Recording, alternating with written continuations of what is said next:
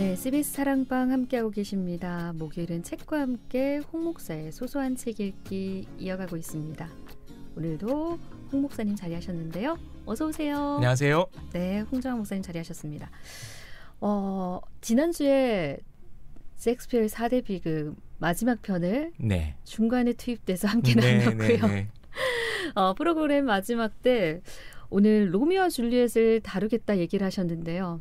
네. 갑자기 작품을 바꾸셨어요. 네, 어제 제가 급히 PD님께 연락을 해서 바꾸면 안 되겠냐라고 말씀드렸죠. 네, 어떤 작품을 어떤 이유에서 바꾸셨는지 얘기를 좀 해주시고 시작하죠. 네, 유튜브로 영상을 보시는 분들이라면 혹시 그거 하려고 하나 하는 그 작품입니다. 그렇죠. 오늘 지금 지난주에 이어서 패션이 범상치 않습니다. 네, 제가 지금 스튜디오에 농구공을 들고 왔고요. 네. 운동복 차림으로 지금 와 있습니다. 네, 농구하는 이야기. 헤어밴드도 하고 계시고요. 네. 땀이 흘러내리지 말라고. 네.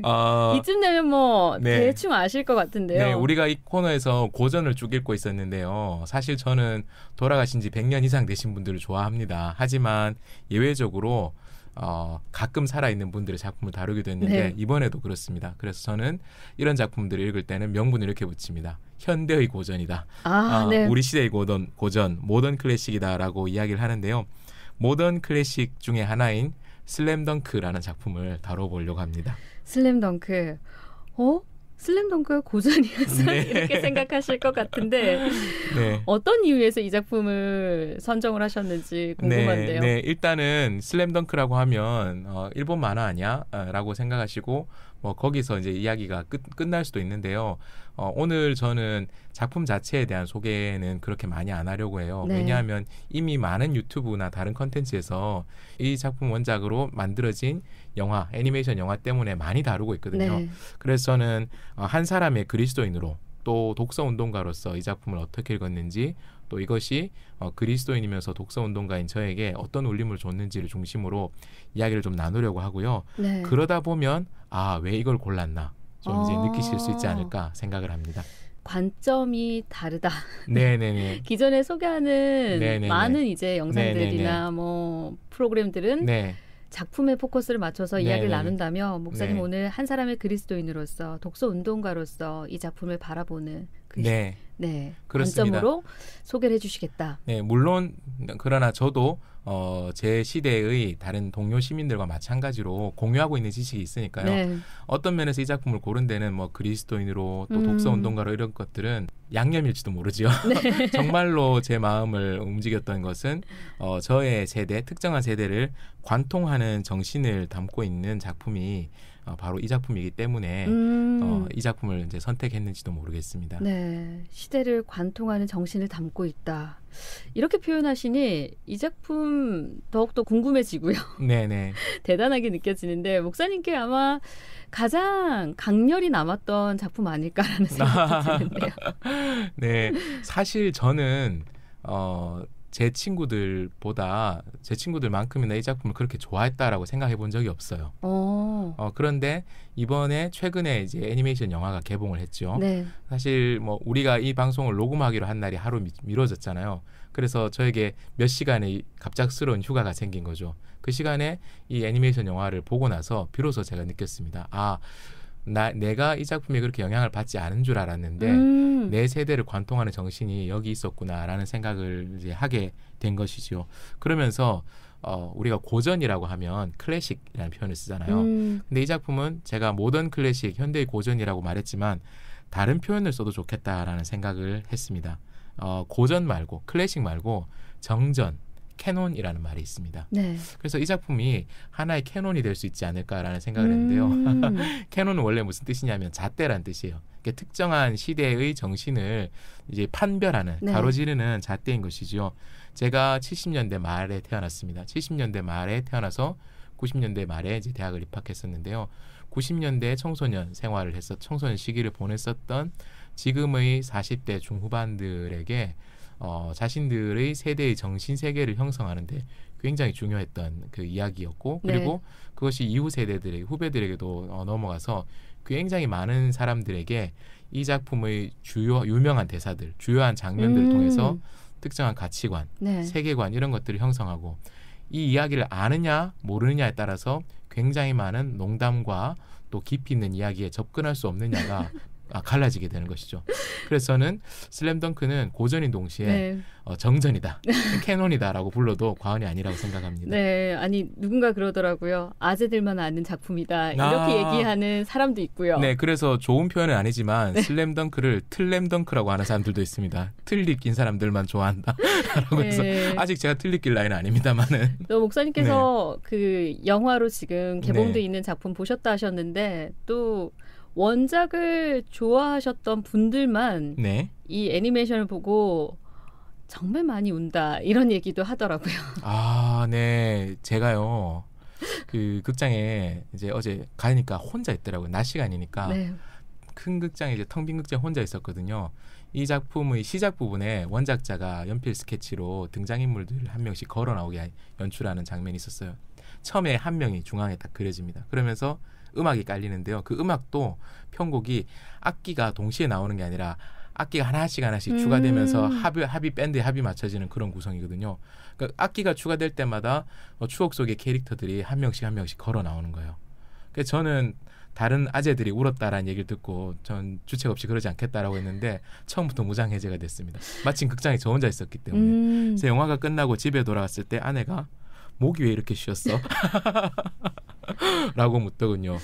네, 네. 제가 소리 내서 울지는 않았지만 꽤 많이 이렇게 몸 안에 수분이 많은 걸 확인을 하고 목이 쉬었던 그런 기억이 바로 어제 있었습니다. 네, 아직 영화를 보지 못했는데 왜 그 많은 분들이 네네. 시작부터 우셨는지 대충 알 것 같습니다. 영화 이야기는 접어두고요. 잠시. 사실 슬램덩크 명대사 굉장히 많습니다. 그래서 저도 기억나는 대사가 있는데 이 작품 좋아했던 분들 대부분 대사를 다 외운다. 네. 슬램덩크 한 번 읽은 사람은 없다. 네. 그렇게 얘기할 정도로 반복해서 여러 번 읽었기 때문에 대사를 다 외운다는 분들 많더라고요.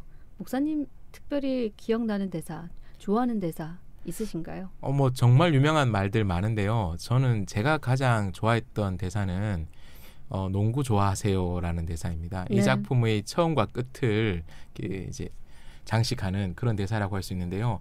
이 작품의 주인공 한국 번역판 기준으로 얘기하면 주인공 강백호는 학교 폭력 언저리에 이렇게 딱 아슬아슬하게 걸쳐져 있는 네. 불량 학생이면서 그렇다고 해서 완전히 막 나가지는 않고 좀 어중간한 네. 삶을 살고 있는 그런 친구였어. 싸움 굉장히 잘하고 네.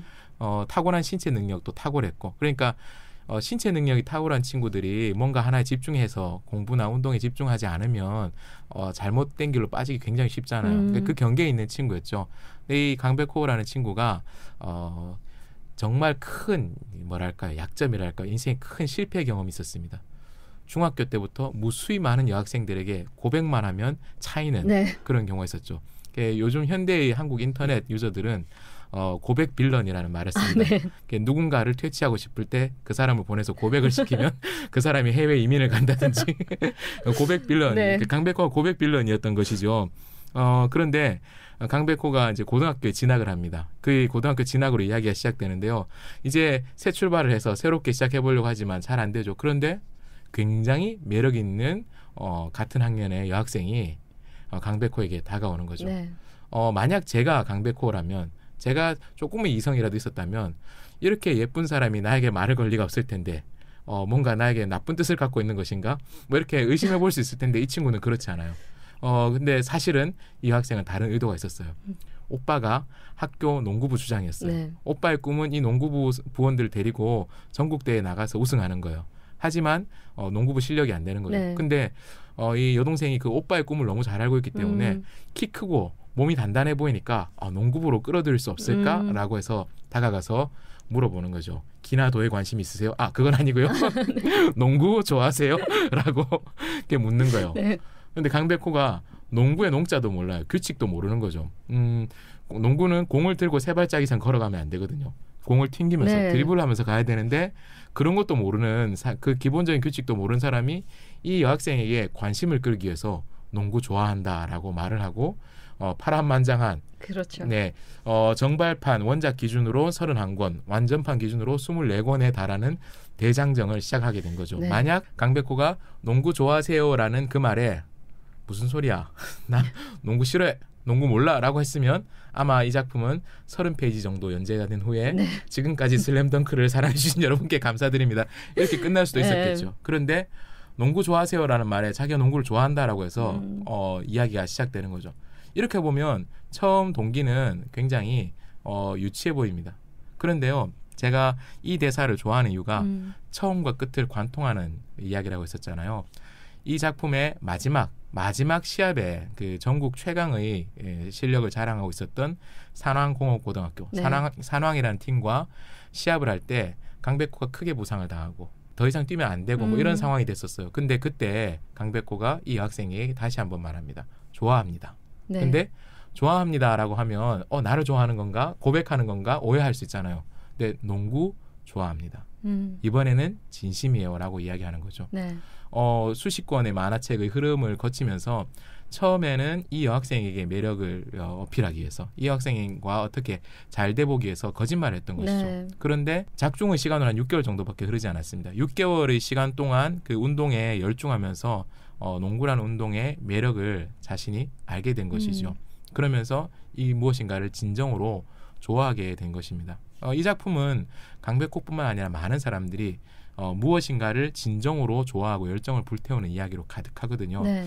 저는 그 농구 좋아하세요라는 대사를 이번에 다시 보면서 톰 나이트라는 신학자의 말을 떠올리게 됐습니다. 톰 나이트는 이렇게 이야기를 했어요. 좀 도둑으로 와서 순례자가 되는 사람도 있다라는 말을 했었습니다. 이 말을 저는 이렇게 해석을 하는데요. 동기보다 더 중요한 것이 있다라고 저는 이렇게 해석합니다. 좀 풀이해보자면 이렇습니다. 네. 강백호와 비슷한 경험을 한 사람들이 그리스도인들 중에 많이 있습니다. 그렇죠. 이성을 만나기 위해서 교회에 나오는 사람들이 있는 것이죠. 네네. 그런데 저는 동기보다 더 중요한 것이 있다라고 했잖아요. 네. 동기보다 더 중요한 것이 무엇인가? 저는 진정성 있는 만남이라고 생각을 해요. 이성에게 매력을 발산하기 위해서 혹은 이성을 만나기 위해서 종교 활동을 그야말로 종교 활동을 시작한 것이죠. 그런데 종교 활동 중에 인격적인 하나님과의 접촉을 통해서 그 삶이 바뀌는 사람들 이야기가 얼마나 많이 있습니까? 네. 지금은 은퇴하신 그 부산 지역의 원로 목사님 중에 석포교회 원로 목사님이신 이정삼 목사님이라는 분이 계십니다. 저는 그 교회 다니지 않았지만 제가 다녔던 대학교에 근처에 그 교회가 있어서 후배들이 많이 다녔거든요. 네. 이정삼 목사님의 고정 레파토리가 있다고 해요. 어릴 때 예수를 어떻게 믿게 되느냐. 동네에 부흥회가 한다고 해서 구경하러 가신 거예요. 네. 근데 새로 산 고무신을 신고 갔는데 마침 그때는 고무신을 막 벗어나서 신발들이 뒤엉켜 있으니까 자기 걸 찾아야 되잖아요. 새 고무신을 누가 훔쳐간 거예요. 그래서 이분이 고무신 도둑을 찾으려고 그래서 4박 5일 부흥회를 다 참석하시고 네. 은혜 받고 예수님 믿게 돼서 목사님이 되셨다는 거예요.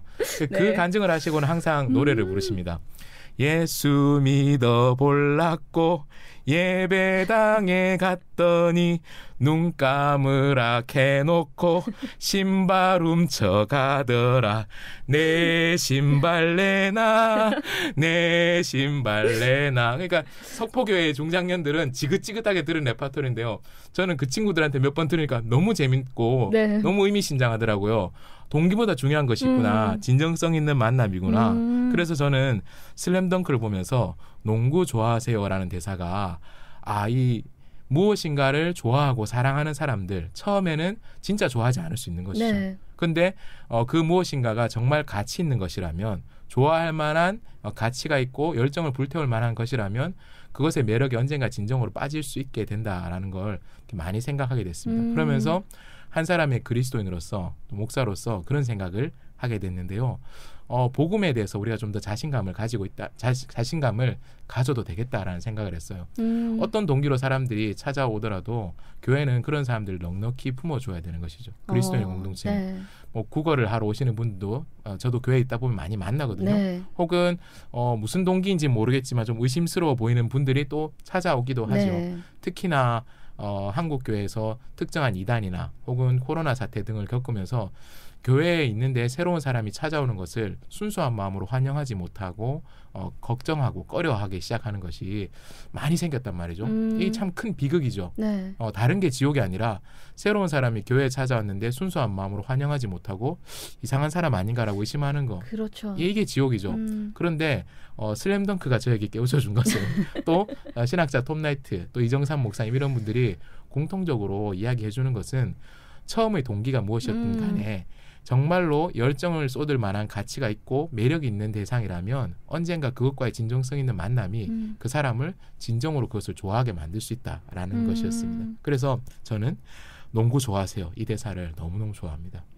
단순히 농구 좋아하세요 대사가 그냥 네네. 단순히 농구 좋아하냐라고 묻는 대사가 아니라는 거죠. 네네네. 그렇죠. 그래서 이 대사 좋아하신다고 했고요. 저는 사실 왼손은 거들 뿐. 아, 네, 정말 유명한 대사죠. 왼손은 거들 뿐. 네, 뭐 이 대사는 네. 뭐 슬램덩크를 보지 않으신 네. 분들도 알만한 네. 그런 대사 아닌가요? 지금 초등학생인 우리 아들도 왼손은 거들 뿐 알더라고요. 네가 그 말 어떻게 아냐라고 하니까 그 TV 예능 프로 이런 데 자막에 네. 굉장히 많이 나오는 거죠. 그러니까요. 네, 이게 이제 이 작품이 고전이자 정전이라는 것이 바로 무수히 많이 재인용이 되어서 네. 원래 그 작품에 나왔던 것인 줄도 모르고 이렇게 많이 사용되고 있는 그런 대사이죠. 네.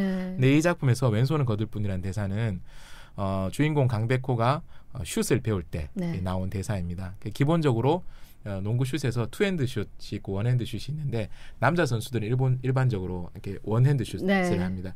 머리 위에 이마 앞에 자기가 주로 사용하는 손, 보통은 오른손이죠. 오른손을 이마 앞쪽에 올리고 거기에 공을 올려놓는 거죠. 그래서 오른손 손목의 스냅을 이용해서 탁 공을 던져넣는데 근데 공이 좌우로 떨어지지 않도록 왼손으로 살짝 받쳐주는 겁니다. 네. 그러니까 두 손으로 꽉 잡지 않아요. 왼손을 가볍게 거드는 그런 동작을 이야기를 하는데요. 이 대사 역시 작품의 초반과 혹은 중반과 종반을 관통하고 있습니다. 처음에 이 대사가 등장할 때는 단순히 슛의 기본 자세를 알려주기 위해서 등장했던 대사입니다. 오른손 이렇게 하고 왼손 네. 이렇게 하고 잊지 말아라. 왼손 어떻게 한다고? 왼손은 거들 뿐. 뭐 이렇게 하는 거죠. 그런데 마지막 시합에서 이제 한 골, 딱 1점 차이가 나요. 농구는 보통 한 골이 2점짜리니까 1점으로 지고 있는데 농구에서 버저비터라는 규칙이 있습니다. 네. 시간이 딱 끝났을 때 끝나기 직전에 손에서 떠난 공이 있으면 그 공이 들어가느냐 마느냐가 그 인정이 되는 거예요. 네. 그러니까 거의 시합이 몇 초 남기지 않았을 때 주인공 강백호가 자기만 라이벌이라고 생각하는 팀 동료, 실제로 그 친구는 굉장히 실력이 있는 동료인 서태웅이라는 친구가 마지막 역전을 위해서 공을 몰고 갑니다. 드라이브인을 딱 하는데 어느 순간 보니까 아무도 신경 쓰지 않는 풋내기, 자기는 슈퍼 에이스이기 때문에 이제 선수들이 마지막 한 골을 막으려고 다 자기한테 달려든 거예요. 그 순간 텅 빈 공간에 노마크로 혼자 있었던 강백호가 중얼거리고 있는 거예요. 슛 자세를 취하면서 왼손은 거들 뿐. 그러니까 이 친구가 굉장히 자존심도 세고 강백호를 인정을 안 했는데 네. 그렇게 하고 있는 걸 보고는 자기한테 마크가 많이 몰린 상태에서 초보자이고 또 여전히 실력이 의심스럽긴 하지만 적어도 그것 하나는 충실히 준비해왔고 마지막까지 기본 중에 기본인 왼손은 거들 뿐이라는 말을 읊조리고 있는 그에게 패스를 해주는 네. 거죠. 그리고 강백호가 왼손은 거들 뿐의 기본 자세로 원핸드 슛을 딱 던진 순간 타임이 딱 끝납니다. 네. 그리고 이걸 얘기하면 스포라고 하시려나요? 90년대 초반 작품이니까요. 그냥 원작 이야기 하는 걸로. 네네네. 그 버저비터로 시합에 승리하게 되는 거죠. 그래서 작품의 제목은 슬램덩크예요. 이게 슬램덩크는 슬램이 꽝 내려친다는 뜻이잖아요. 네. 덩크슛 중에서도 호쾌하게 골대가 부러질 정도로 꽝 내려치는 슬램덩크인데 강백호는 타고난 운동 능력이 있었기 때문에 처음에 배우지 않아도 제대로 하지 못했지만 정확한 폼은 아니지만 그냥 공을 들고 점프해서 슬램덩크를 할 수 있는 신체 능력이 있었어요. 네. 덩크슛이 훨씬 멋있어 보이죠. 그런데 이 작품을 마무리 짓는 그의 마지막 성공한 슛은 정말로 기초를 몸에 때려 박은 네. 왼손은 거들 뿐인 원핸드 슛으로 이 작품의 마지막 시합을 마무리하게 된 것이죠. 정말로 유명한 그리고 우리에게 여러 가지를 말해주는 것이죠. 화려해 보이는 기술이 아니라 오랫동안 반복해서 습득한 기본기가 가장 결정적인 순간에 우리에게 희망을 준다라는 것들을 알려주는 대사라고 할 수 있습니다. 네, 왼손은 거들 뿐. 이 대사 정말 유명한 대사인데 사실 슬램덩크가 주는 또 다른 매력은 여기에 있지 않나라는 생각하거든요. 원작 만화가 주인공 강백호의 성공으로 마무리되지 않아요. 네. 이 점이 일반적인 스포츠물과 차이를 만들었다라는 생각이거든요. 네, 맞습니다. 굉장히 많은 스포츠물은 주인공이 우승하는 것으로, 그렇죠. 주인공의 팀이 전국대회를 제패하는 것으로 네. 끝이 납니다. 만화는 아니지만 영화 중에 사람들이 끝을 잘못 기억하고 있는 유명한 스포츠물이 있습니다. 로키 아시죠? 네. 로키가 시리즈를 쭉 거듭하는데요. 근데 그 뒤에 시리즈를 말고 첫 번째 로키 1편은 로키의 승리로 끝나지 않습니다. 굉장히 많은 사람들이 로키 이름 로키가 챔피언 되는 걸로 끝난 거 아니야? 그렇지 않습니다. 로키 1편은 뒷골목 루저였던 로키 발보아가 불패의 챔피언에게 도전할 기회를 얻게 되었습니다. 그리고 불패의 챔피언과 싸워서 승리한 것이 아니라 불패의 챔피언이 그전에는 상대 선수들을 초반에 다 때려 눕혔는데 마지막 라운드까지 쓰러지지 않고 버티는 것으로 이야기가 끝나거든요. 그러니까 로키 발보아가 승리한 것이 아니라 그가 챔피언에게 마지막 라운드까지 쓰러지지 않고 쓰러져도 다시 일어나서 버티는 삶이 얼마나 숭고한지를 네. 보여준 것이 로키의 메시지입니다.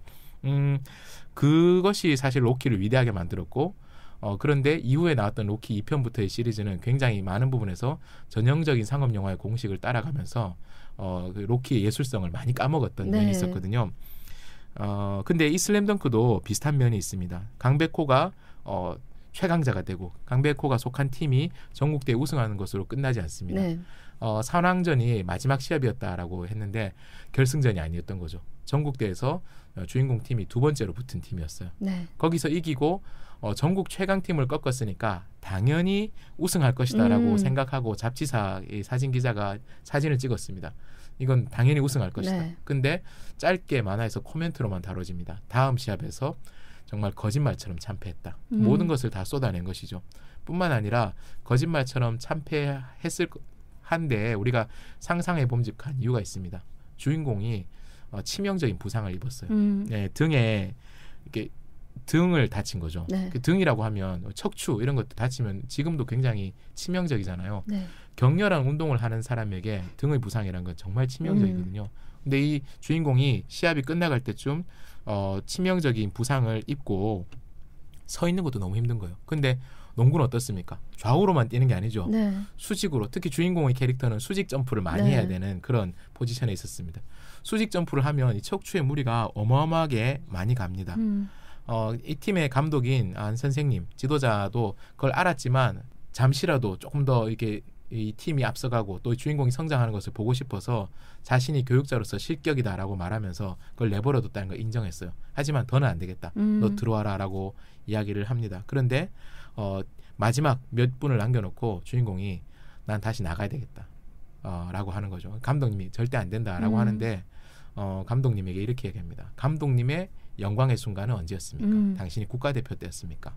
내 영광의 순간은 바로 지금입니다. 네. 라고 하면서 나갑니다. 그리고 시합에서 아까 말씀드린 것처럼 왼손은 거들어서 시합을 승리로 이끌었죠.